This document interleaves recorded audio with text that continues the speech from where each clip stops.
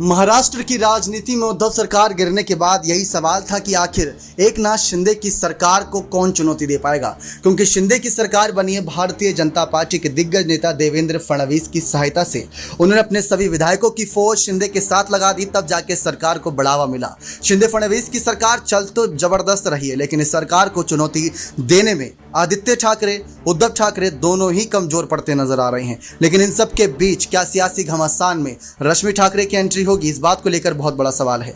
रश्मि ठाकरे जो शिवसेना की पहली महिला नेता के तौर पर जानी जाती है, उन्होंने कई सारी जिम्मेदारियां अपने कंधों पर उठा रखी है, समय जो पर्दे के पीछे नजर आती है। संजय राउत जब जेल से छूट कर आए तो उनका तिलक करती नजर आई थी रश्मि ठाकरे, क्योंकि उनको पता था कि शेर वापिस आ चुका है। लेकिन ऐसे में सवाल ये उठता है कि बीएमसी चुनाव नजदीक हैं, विधानसभा चुनाव 2024 के अंतर्गत बताए जा रहे हैं, उस बीच लोकसभा चुनाव भी होंगे। मिशन 48 और उसके बाद दूसरा मिशन जो रहेगा वो रहेगा फडणवीस और शिंदे का विधानसभा चुनाव जीतने का। वहां पर तो तय है कि शिंदे ही दोबारा मुख्यमंत्री पद संभाल सकते हैं।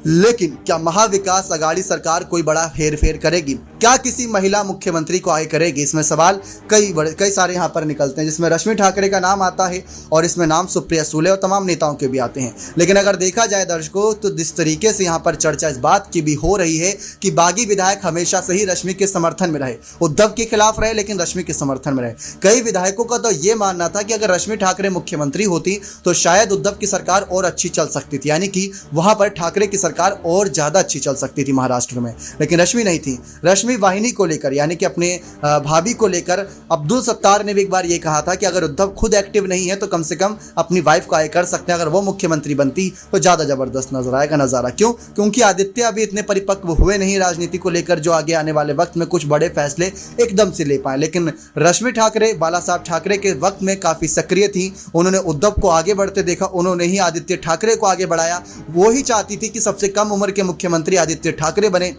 लेकिन क्या खुद के लिए कोई ख्वाहिश है? क्या खुद कभी आगे आएंगी? क्या बागी विधायकों को चुनौती देने के लिए खुद रश्मि ठाकरे कभी जंगे मैदान में उतरेंगी? ये देखना बहुत दिलचस्प होगा, और ये तब दिलचस्प होगा जब बीएमसी चुनाव से ही कुछ सुर्खियां आना शुरू हो जाए रश्मि ठाकरे को लेकर। अगर ऐसा होता है तो नज़ारा इस बार कहीं ना कहीं बीएमसी चुनाव और विधानसभा चुनाव के साथ साथ लोकसभा चुनाव में काफ़ी दिलचस्प होगा, क्योंकि उद्धव को साथ देती नजर आई थी महिला के तौर पर हमेशा रश्मि ठाकरे। अब वो पर्दे के पीछे नहीं बल्कि पर्दे के आगे रहेंगे। लेकिन ये तो सिर्फ एक कयास है।